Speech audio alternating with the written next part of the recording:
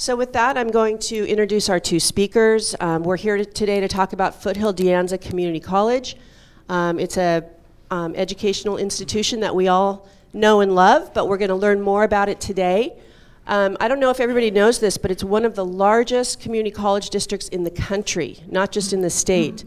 It's been around for 64 years and has an average of 64,000 students that attend each year.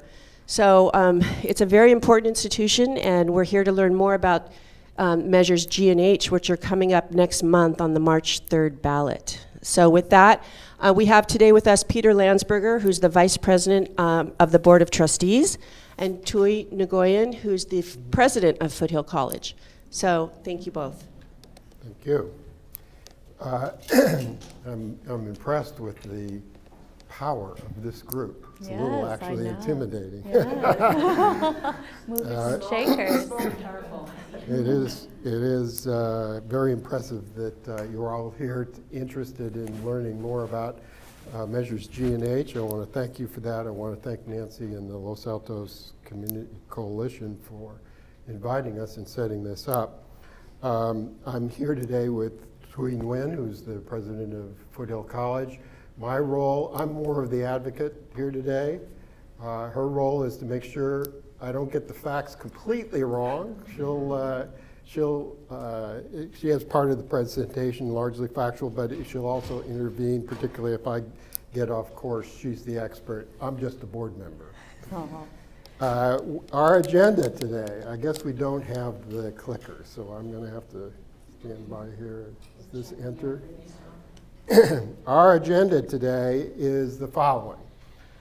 I know this group doesn't need a whole lot of attention to why we should care, but I do want to remind us all, why should we care about the community colleges anyway? You know, what's important is education in general, K-12 and secondary schools in particular, but you know, why should we care about the community colleges?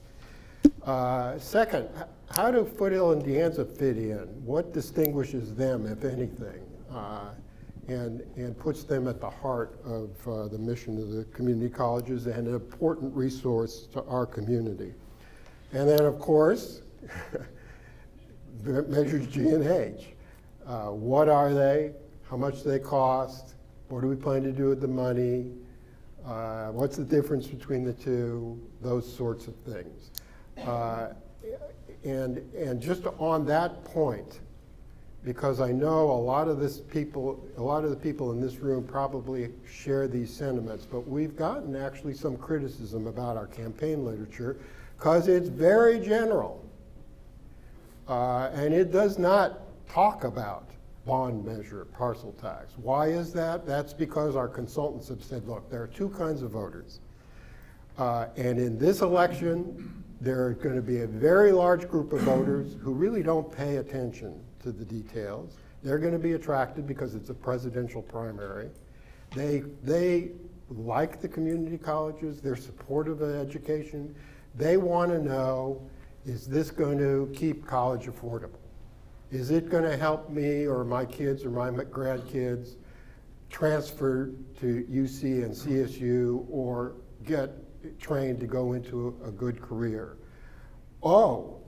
It's, you know, we've got an increasing number of hungry students. This will help the colleges respond to those needs. I'm all in. I'm sold. You don't need to tell me anything else. Then there are the others, like me, if I were a voter, and I'm sure virtually all of you, if not entirely unanimously all of you, who say, you want $898 million and you're not telling me what you're going to do with it and how much it's going to cost, and et cetera, et cetera, et cetera. So, you know, the campaign consultants are in charge of that large effort, the overall effort. But we need to get to people like you who need more information. And this is a perfect audience as far as I'm concerned. Mm-hmm. Okay. I want to start with why should we care? And to do that, I'm going to try to do that by telling three stories, brief stories. The first is about a fellow I'm going to call PJ. PJ was a middle-class kid, very much like a lot of young people in our community today, parents both college educated. There was never any doubt in his mind or his family's mind that he would go to college. I mean, that was just assumed.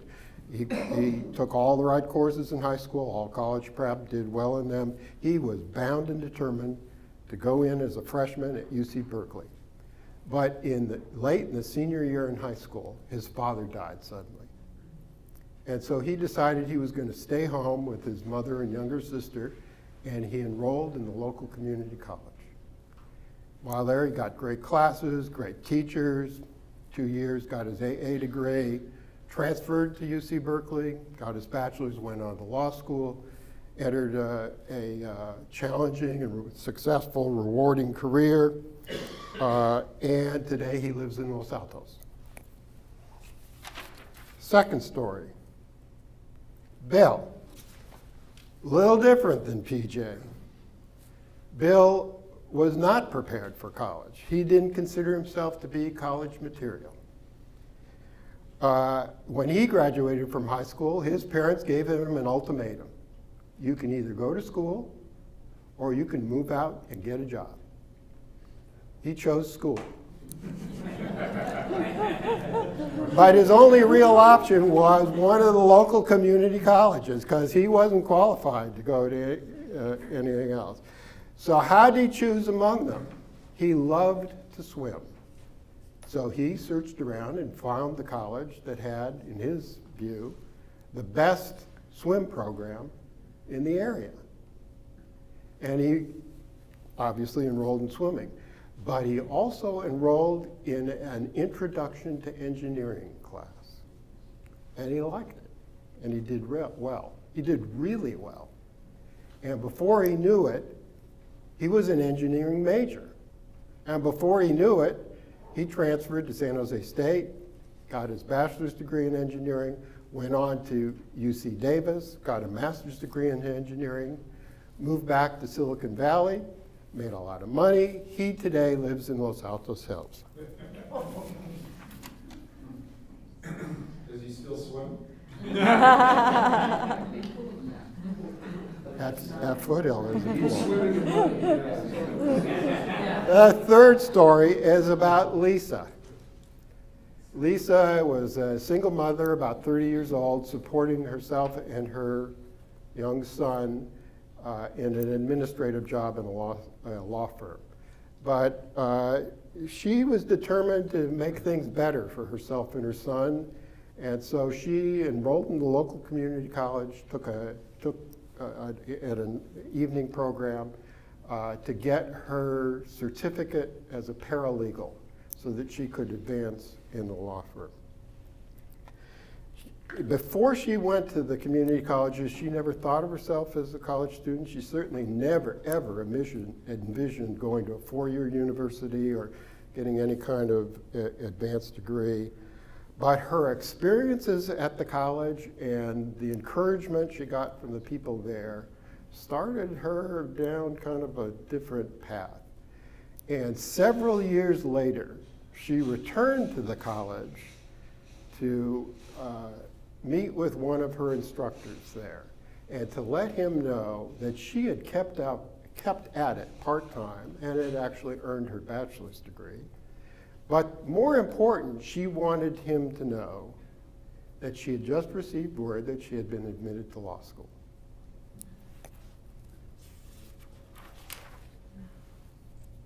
The final story, Carlos. Carlos came to the United States from Central America with his mother. English was not his first language.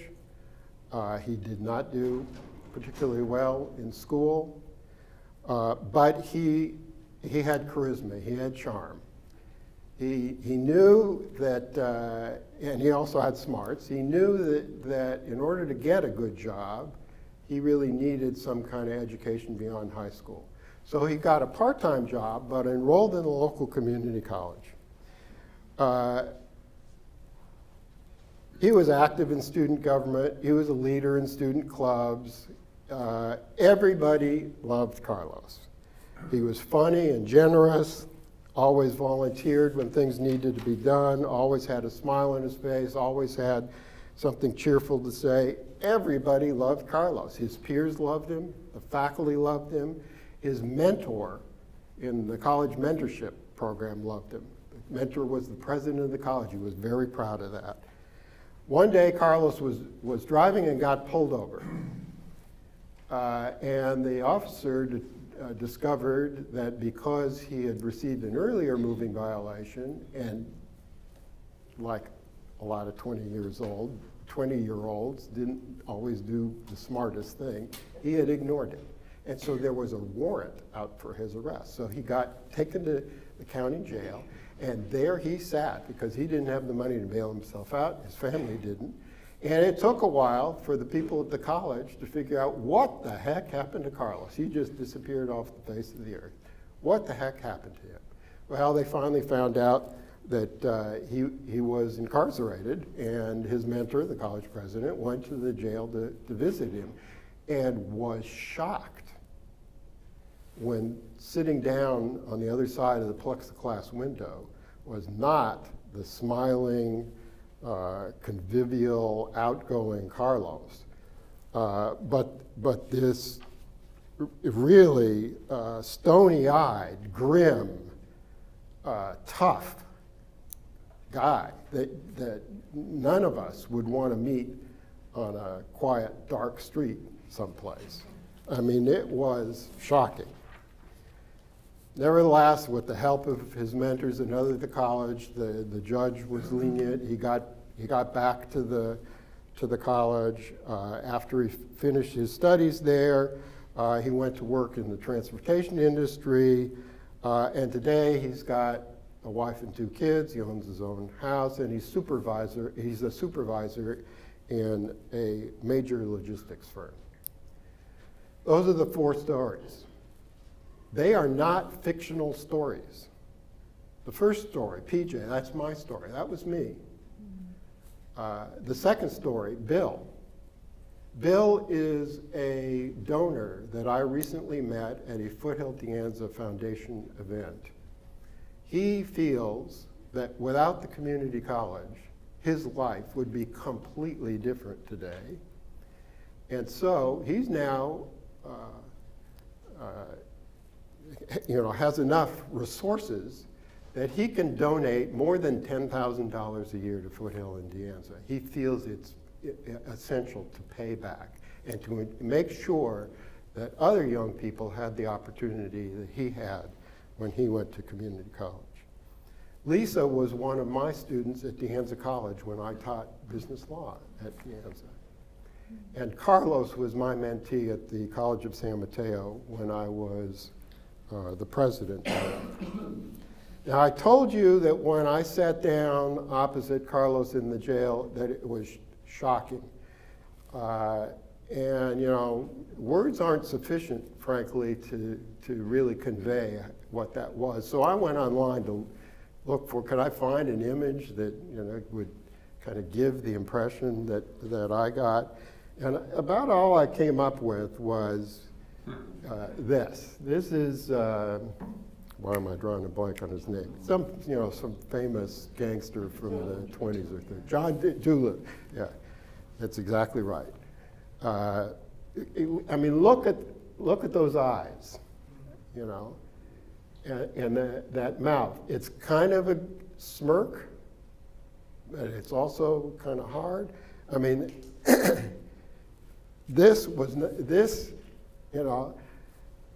when I saw Carlos and he looked worse than this, frankly. This doesn't do justice to it. This was not the Carlos that I knew, or the version of it. I am absolutely convinced that without College of San Mateo, Carlos almost certainly would have continued to get into trouble. It would have escalated. He would have done worse things, maybe even violent things. There's a good chance he would have ended up in the state penitentiary. But that's not what happened. He returned to the college, and he went on a different path. Although Carlos today lives in Southern California, he's still a great Giants fan. And so he occasionally comes up to the Bay Area to go to Giants games. I'm very happy I do not have a mugshot of Carlos, but I do have this. This is the Carlos everybody knew and loved. This is the Carlos that I think is the product of, in this case, the College of San Mateo. And this is why we need to care about these institutions. Each of these stories, of course, is particular and unique in its own way. But I can assure you, well, first of all, I know there are stories like this in this audience right now because I talked to somebody here who has one of these stories, and I'm sure you know people who are like these. And I can guarantee that there are hundreds, maybe thousands of PJs and Bills and Lisas and Carlos right now enrolled in Foothill and DeAnza colleges. If we're going to have a society and a local economy that's fair and prosperous, it comes down to ensuring that all of these PJs, Bills, Lisas, Carlos have a high quality, low cost option to get a higher education. And that's why, frankly, I'm proud of my career in the community colleges, why I'm a board member of the Foothill-De District, two of the best colleges in the entire state, if not the nation, and why I am such a strong supporter of G&H.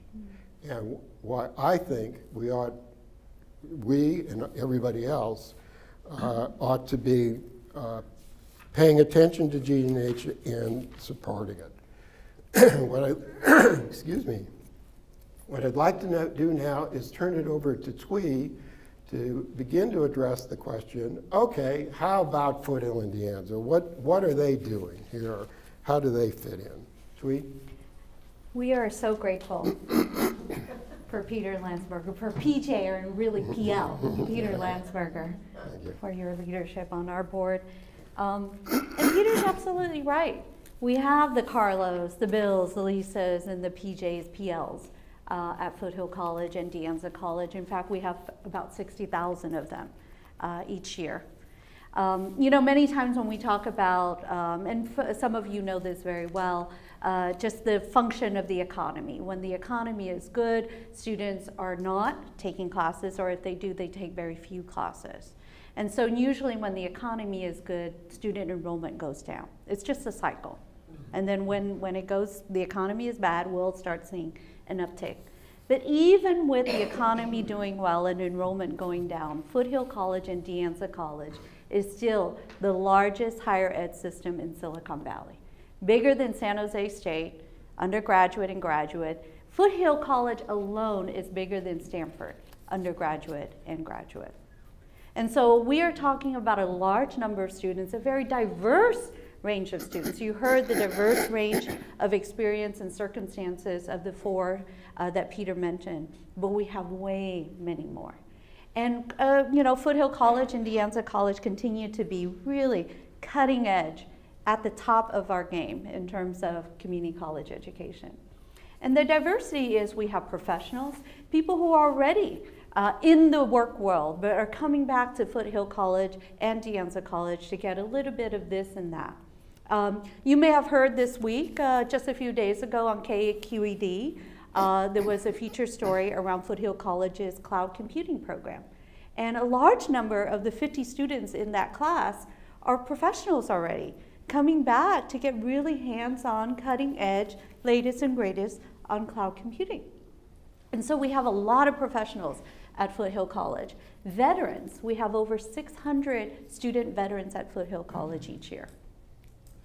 That's why the Los Altos Rotary is so a critical partner for us in terms of the work that they've been doing, fundraising over $750,000 already to support Foothill College veterans. And we're very grateful for the Rotary for that. And then seniors. We have the lifelong learners and then working students. So we have a very diverse group of students. Our transfer, this is one thing that we're particularly known for, is our transfers. Foothill College, for instance, and DeAnza College, together as a district, is the #1 district transfer in the state of California to the UC system. We have programs like the Associate Degree for Transfers, which is guaranteed admission to the CSUs. And of those 27 associate degrees just at Foothill, 16 of them can be taken strictly online. That's pretty amazing, and the community has really appreciated our online growth to ensure the accessibility, especially with our transportation challenges. We have guaranteed admissions to the UC system, what is called the TAG program. Foothill College, last year, DeAnza and Foothill College, we had record number of degrees and certificates granted to students, over 1,800 at Foothill alone. And for the last 2 years, Foothill College is actually part of a pilot program. 15 community colleges in the state of California were chosen. Foothill College was one of them.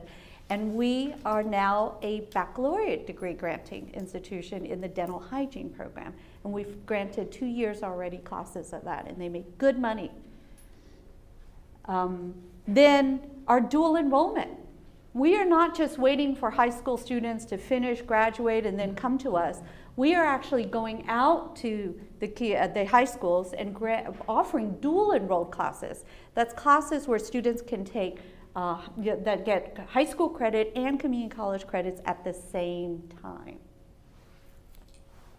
And those credits are transferable to the UC systems and the CSUs. Our dual enrollment in the last 7 years has 7 times increased.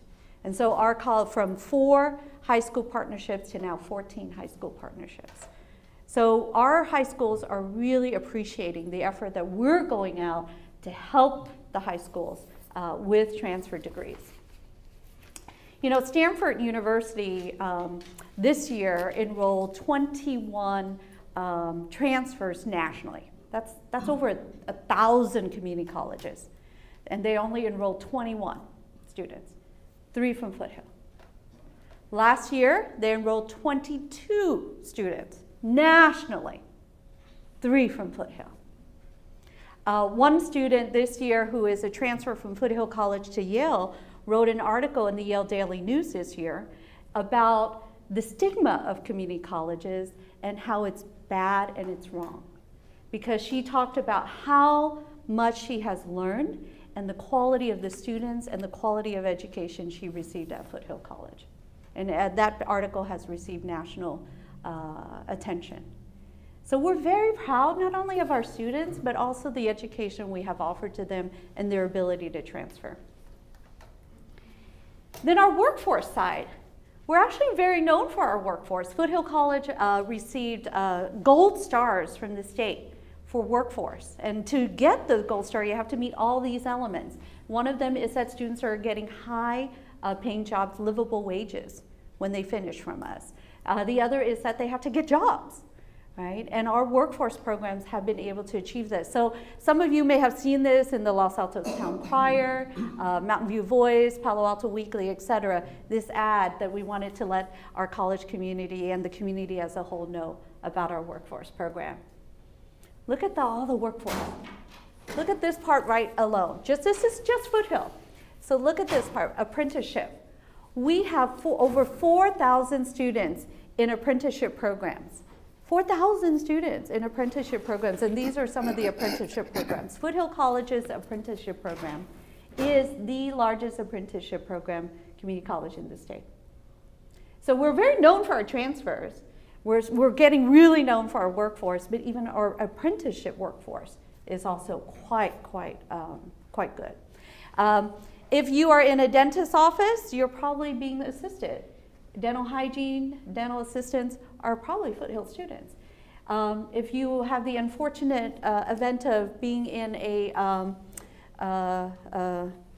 emergency situation, probably your EMT and your paramedics is a Foothill grad. Right? And that's so critical because some areas, they're having a really tough time recruiting paramedics. to stay local. And so many of these students are also local students being trained to stay local too. So this is our program, our music technology program.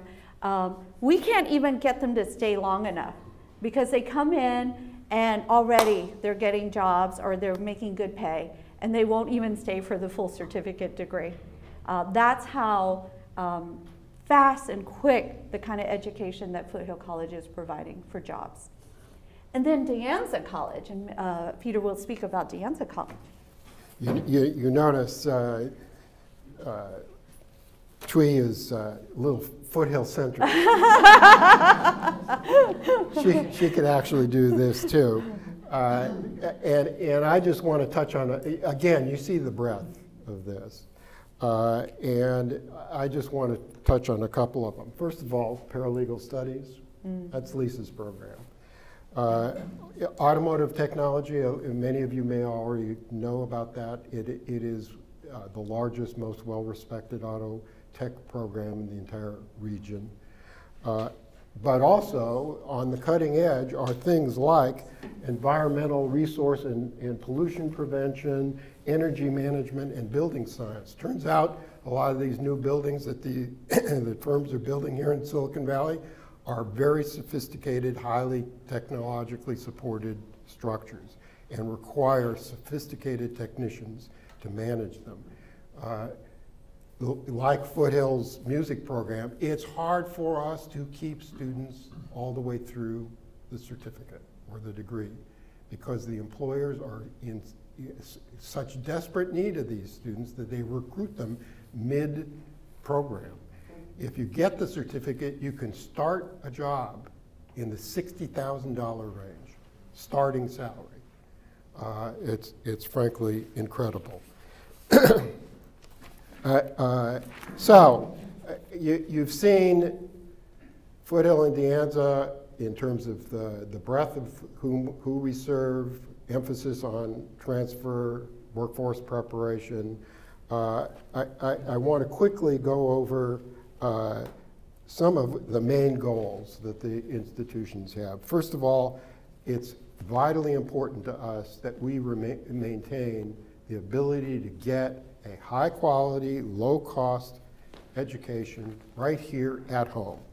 It's $31 per quarter unit, about $1,500 in fees per year for a resident, full-time resident student. Books and supplies actually can be much more than that, or at least equal to that. And for many students, first-time students, full-time students, the first 2 years are free completely. So it is a proposition that saves a lot of money for local residents. And the CSUs and state universities now have become much more expensive, much more, 5 times more expensive. So this is a core part of our mission that we're dedicated to. Let's turn now to G&H. What are these? Well, first of all, why are there 2? Well, they're different. They have different measures for how they need to be approved, and the uses of the funds are different. Measure G is a bond measure, $898 million in general revenue bond authority that would be used over the next 15 to 20 years. The last time Foothill-De went out for a bond measure was 14 years ago. So we don't do this every day. We only do it when the need is great. And right now we've got a capital improvements, repair, refurbishment list that exceeds $1.5 billion. So this isn't going to make everything perfect. But it will make a substantial dent in that list. It would cost about 1.6 cents per $100. That's the way the county assessor does it. Most of us are used to how much per 100,000 of assessed valuation. It's $160 per $100,000 of assessed valuation So and that's not market value, that's assessed valuation. So if you have a home that's assessed at $2 million, you're talking about $320 a year.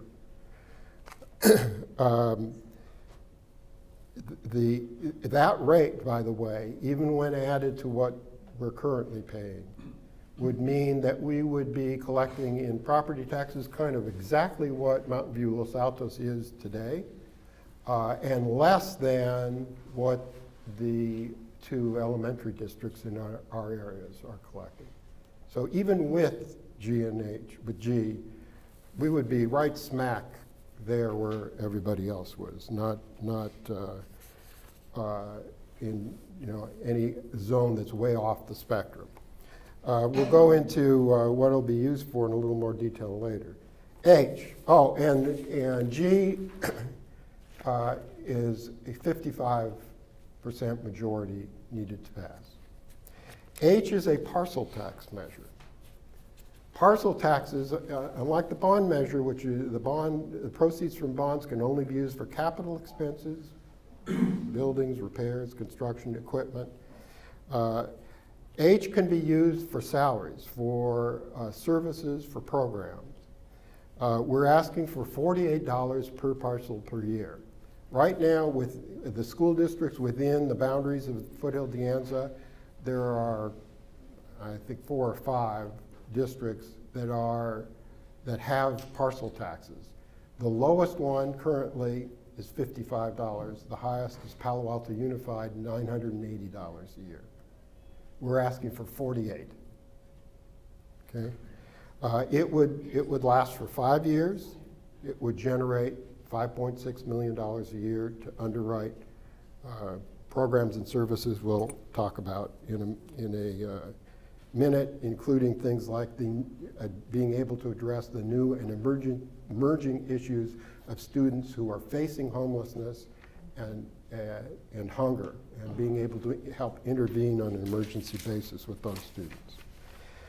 Excuse me, what do you mean, how will it help homeless people or homeless students? Well, we can go into this later, but that's fine. Alternatives to the parking in the parking lot? Yeah, no, and that is an important point. And I've been quoted in the newspaper on this, and I'm catching a lot of flack from some people who are real pro us getting deeply involved in homelessness. It is an issue that we need to deal with whether or not this passes, whether or not G passes. And I can assure you, we are not planning to get into the housing business, particularly with this money, H money. We're talking about being able to ensure that a student who is about to be evicted, maybe we can help out in some not fully defined way yet, with some temporary assistance to avoid that. Or if a student actually is homeless, rather than giving them a parking spot in the parking lot to sleep in their car, we maybe can work with partners, the Community Service Agency, West Valley Community Service, to ensure that they've got a place to stay for a couple of weeks. It gives us the resources to do that. Right now, any money we appropriate for that is going to come right out of what we can use to hire faculty to offer classes. So that's how it's going to help. Should we ask questions now? If you'd hold for just a second, because we're almost there. In fact, we'll go through here much more quickly here. So, where are we? Now you see, you got me off track. So our priorities are, keep things affordable, and invest in our workforce preparation, job development activities, ensure that we continue to be top-rate transfer institution, support students who are facing insecurity, homelessness, and homelessness. Measure G, job training, I think we'll get to that in the questions. Online education does require a brief comment. You may not know this, but Foothill-De is the organizing and coordinating entity for the entire state of California's online education initiative. Foothill College in particular has deep expertise in online education. It is an important alternative to what is the traditional classroom. And it's not always entirely online. It's also hybrids, where students maybe don't come to campus every other day or twice a week or even once a week. They may come less often, but they do have interaction with each other and with their faculty through asynchronous online opportunities. It takes money to develop that curriculum because it's different. It takes professional development of the faculty because that's a different mode of instruction that many of them need assistance with. And it takes infrastructure, not all of which is fully built out. So that's another area. We want to keep education well-rounded. There's going to be the usual and important accountability features, Citizens Oversight Committee, regular audits and reports. By law, no money can be used for administrator salary or pensions. All money stays local. If you want more information, go to the district's website /measuresGNH, get the full text, list of frequently asked questions, that capital project and equipment needs list, and other material. Questions? Now we're there. There you are. First of all, thank you both for coming to explain these, because I was totally naive in understanding these measures that are in front of the community. So what I understand, let me know if this is correct, G is a capital improvement concept. H is an outreach to the community that's underserved in the educational programs? Well, I abbreviated some of the what are we going to do with that. I actually have for you a list which you can take with you, the list of potential projects, and you'll get a better sense. But for under which program, G or H? Both. Oh, okay. But H, as I said, you can use it for salaries and programs. So for example, high on the list are the ability to partner with other organizations to intervene when students are facing homelessness or hunger. Psychological counseling, adding the resources there, because our students, like I know Mountain View Los Altos has put a huge effort into ensuring the psychological welfare of their students. They're worried about things like, suicides in Palo Alto. They have paid a lot of attention to that.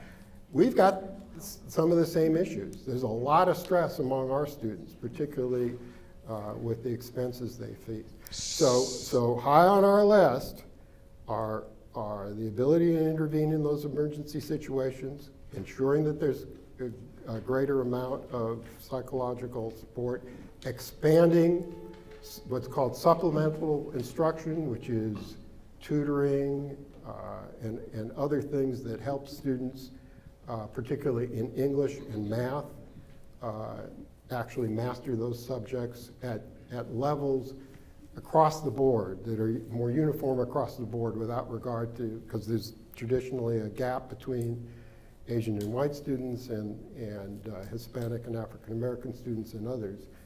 Close that gap, ensure everybody. So I think I've got G, capital improvements. Right.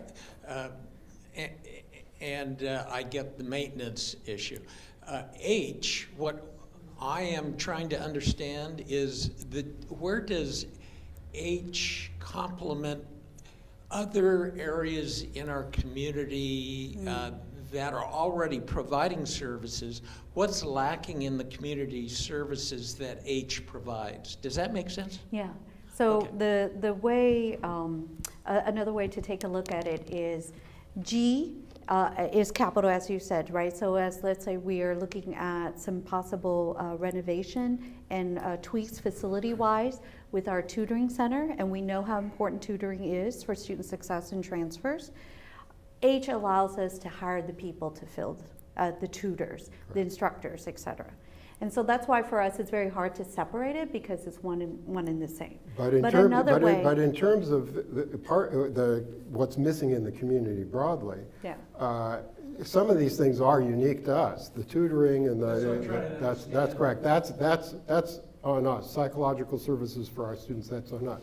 But some of these other issues like homelessness and hunger, we would be partnering with those, with Second Harvest Food Bank, with Community Service Agency. It would give us the resources to not just say, here are our students, take care of them, but here are our students, let's partner with each other. We've got some resources to bring this, you've got expertise. We don't want to get into your business, but we do want something that's focused on our students. So here's an example with Foothill, and the H is with the 3 H's. Homelessness, hunger, health, mental health. And so, for instance, with homelessness, we have already contracted, partnered this year with Catholic Charities to provide home placement. But we do need to hire someone at Foothill College for the kind of outreach to let students know about it and coordinate. And that's what H would pay for. But we are definitely, there is, and this is something Trustee Landsberger is very big on, is partnership. We have to partner with the nonprofits. We have to partner with community organizations. Thank you. Mm-hmm. So raise your hand if you have a question. I'll raise my hand since I'm holding the mic. Larry, can I tell people you're a DeAnza grad? Yeah, DeAnza. So I've actually already previewed the question to them. You know that enrollment's down because of the economy. You know your evening programs are off because of the traffic. It's so hard to get there. So I know that you had to lose $17.5 million out of your budget in the last 2 years. So my question is, other than waiting for a recession, what are you doing proactively to up the enrollment? Great question, great question. It's a question our trustee asked of us. First of all, we are increasing in the dual enrollment, as I mentioned, and 7 times in the last 4 years to really go out there and support the community. Our apprenticeship program has also increased in terms of enrollment. Our online has also increased. Last year alone, Foothill College went over more than 50% of our enrollment is online. And so we're really trying to, with the traffic, we're trying to make it still very accessible with the online program. And then in general is our College Promise program, the free tuition for the first 2 years if you're full-time. We are utilizing that to really try to get students to stay. It's actually the challenges as they start with us, but with work, with commute and so forth like that, then they go part-time. And that's been our challenge, is try to keep them to be full-time so that they can finish in 2 years. So we are still working on all those types of elements. But yes, it's also a natural understanding and giving perspective at the same time knowing the ebbs and flows of enrollment. The thing that I would add to that, and by the way, I completely endorse that question because I've actually become, I think, annoying to the administration and staff of the college, because I don't want to hear about the economy. I don't want to hear about transportation, congestion, all the rest. Those are true, those are facts. There's nothing we can do about them.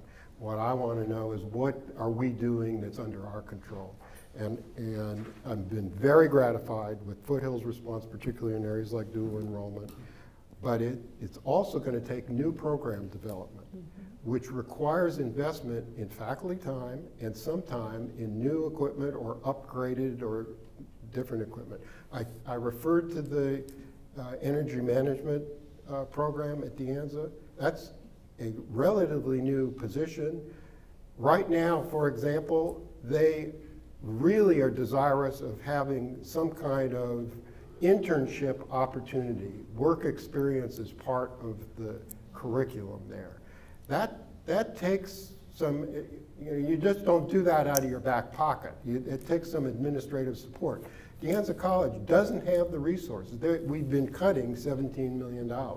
They don't have the resources to add that kind administrative support for that vital element in a program that is increasingly valued and desired by our business clients. By the way, I didn't mention that both the Silicon Valley Leadership Group and the Silicon Valley organizations, two influential, large regional business and employers group, have both endorsed these two measures. Okay, let's take Janet and then John. I just want to say that already Foothill is reaching out to the hungry. There is a food bank on campus that I have visited.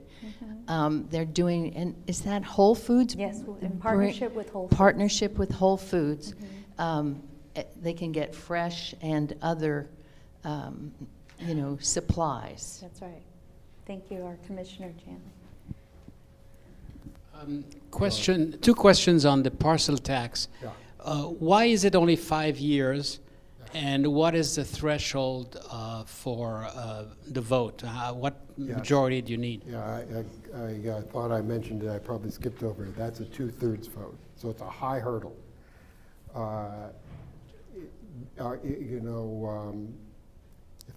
If there's something I personally worry about, it's getting to that 2/3. That's very, very difficult. And the other part of your question is why 5 years? 5 years, the experience throughout the state is that when you go beyond 5 years, community support tends to drop off. I don't know if that holds true here in our area, which is very supportive of these colleges. 20 years for the library. Yeah, well, it's a culture thing. So we've been advised, don't go beyond 5 years.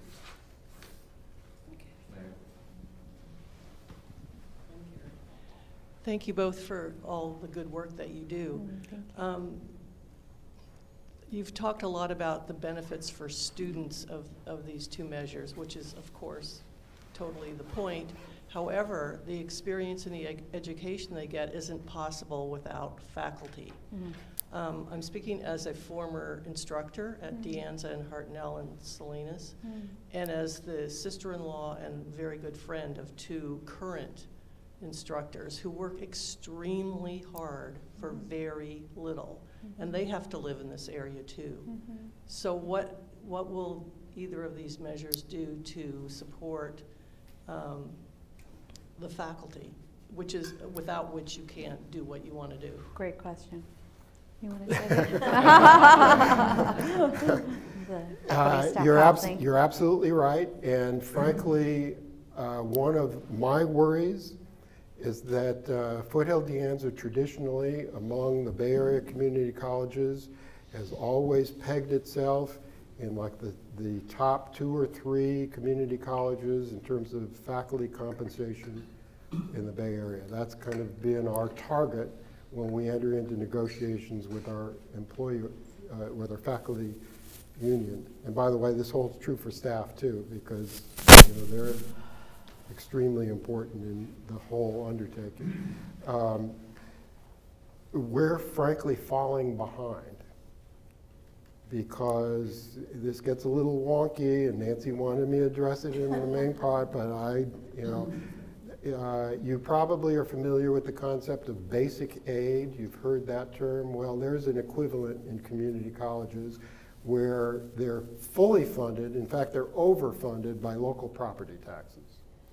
And virtually all of the surrounding districts now, certainly San Mateo, West Valley, San Jose, are all fully funded with property taxes. And because of our size, the number of students, yes, there's been a decline, but there's still, on an annual basis, 60,000 students who come to these institutions. So given the size of that enterprise, we are still dependent on state resources, and when our enrollment declines, so does our revenue. And then we start to cut, and then that adversely affects our enrollment. And it also makes it much more difficult for us to respond in a way through negotiations to maintain faculty salaries, staff salaries. Right now, we have a portion of the salary that we are paying our faculty that is temporary, that if our revenue doesn't turn around, will drop off the salary schedule, and will look to them as a pay cut. So we're at some risk there. Will this solve it? No, it will not. I'm going to be honest with you. That's not going to solve it. There's only two ways to solve it. Eventually, we have to turn our enrollment around. We have to earn more money from the state. This will help us make the investments that are necessary to generate more enrollment and therefore more revenue, and therefore be able to better respond to the needs and expectations of faculty and staff. But it won't directly do it. The other alternative is shrink.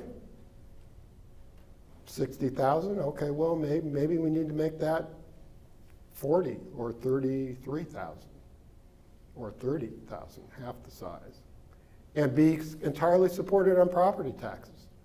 A boutique, high-quality institution for a lot fewer students. I mean, I've been pressing that. I say, what's the plan? You know, it's very unpopular. They say, we don't have a plan to do that. We want to serve as many students as we can. I completely subscribe to that, but, you know, ultimately, we may need to go there. Not a pretty day. Sustainable somehow, right? Correct. It's got to be sustainable somehow. Okay, here's Gary. So first of all, I like the initials you picked, GH. Those are my initials. Yeah. Oh. So my question, though, is in a conversation last week with the Chancellor, Judy Minor, I thought I heard her say that Measure H money could be used for student and staff housing, and she in particular had something in mind on the DeAnza campus. Could you comment on that? No, I think that was probably G. Because you'll see in these lists, there is up to $200 million that may go towards partnerships. For example, Joe Samidian has led an effort with the county to establish housing in a surplus county site across from the Palo Alto Courthouse. Mountain View Los Altos is a partner in that. I think both the Los Altos Elementary and the Mountain View Wisman Elementary are partners. We were the first to sign on to that effort, the very first. So the bond money could be used for that commitment and similar commitments. We're in a discussion with the Fremont Union High School District, Cupertino Union School District, Sunnyvale School District to set up a joint powers authority that would focus on faculty and staff housing. That's a possibility. There's a possibility at Foothill that there may be some facilities or land available. We wouldn't build housing, I don't think. I'm not a proponent of getting into the housing business, dormitory business. But there's a possibility that we could negotiate some kind of trade where the county, for example, if they need office space, could come to Foothill, and we in turn could get slots in some housing development that the county supports, and maybe chip in some capital as well through G. So it's those sorts of alternatives, some of which are not yet identified, that we would be looking for. Yet the theme is twofold. One, partnerships, right? And the two is I have had so many faculty members who are resigning because this place is so expensive, or I've made the offer and they've ultimately declined because it's so expensive here. And so this notion around housing and what our chancellor is doing to explore partnerships is critical. I'm going to jump in and just say that we normally end at 9:30, but we're okay to continue, and everybody's welcome to stay and keep the Q&A going or leave as you need to. Janet's got a question, and I might have a question after that. Yeah. Why don't you ask your question? Oh, my question's pretty quick. I wanted to ask about, on the March 3rd ballot, there's another proposition, which is confusingly titled Proposition 13, which has nothing to do with the real Proposition 13 that we all know about. Is some kind of statewide funding for all public schools, including I think, elementary districts, high school districts, and community college districts. I was just wondering, what will that bring to? Something. We have no idea how much. It's going to be relatively small because it's divided up, not, as you said, not only among community colleges, but also the rest of education. And you know, there are, how many colleges? 114 colleges now in the state of California, and so it gets divided up into pretty small slices. Small slice. All right, Janet, and then Phil. I just wanted to say, please, I look around this room, the leadership that is in this room is phenomenal. Please, if you believe in this, go to the webpage and endorse. Put your name on the endorsement. If you are representing an organization, please endorse on behalf of the organization. League of Women Voters has endorsed this, which is very, very important. And I'm wondering if there's any, oh, and donate too, if you're so inclined, which I hope you are, and yard signs, or, I mean, I'm gonna make my own button that says, ask me about G&H. It'll be funky, but I'll wear it. Let me address the yard sign, because I was a yard sign opponent. There are a few, there are some, maybe they're going to be collector's items. Our district, you know, it extends from Sunnyvale through Palo Alto, and from to saturate the area would be prohibitively expensive, and, Gary, an environmental issue, frankly, in my view. And unless you saturate, I'm not sure how effective it is. So I was dead set against spending a lot of money on yard signs, which you then have to deliver. And then when it's all over, you've got to make sure that they're collected. So it's expensive. So I've been an opponent of yard signs, but there are some. They got there. And if you really want one, Janet, I'll make sure you get one. Just wanted to add my thanks to both of you for a great presentation and a little comment on the current Proposition 13.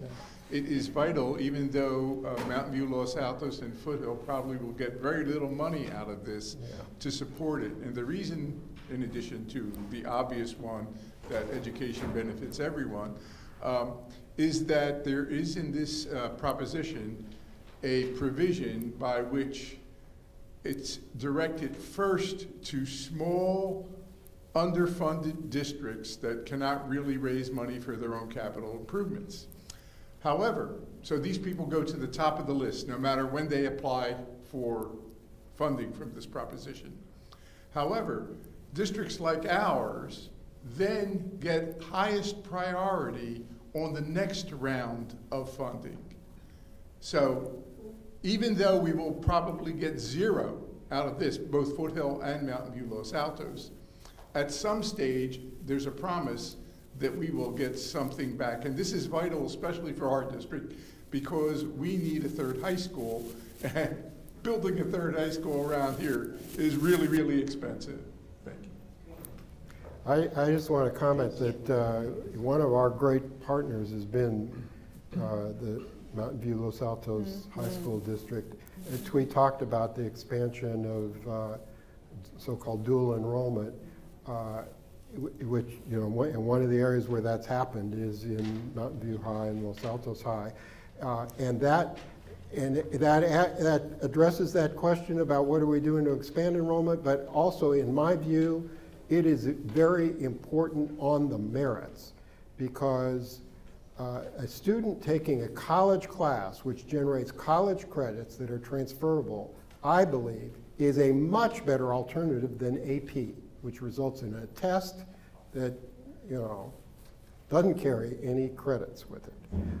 In addition, if they have the opportunity to actually go on to the college campus and take a class as part of a dual enrollment program, They then get the experience of sitting in a college classroom with college students. And so when they do go off to Stanford or Berkeley or Harvard, they actually, that experience is extremely valuable to them. So they don't have to come to the community colleges later. They have still very much benefited from them. So I'm a big fan of dual enrollment.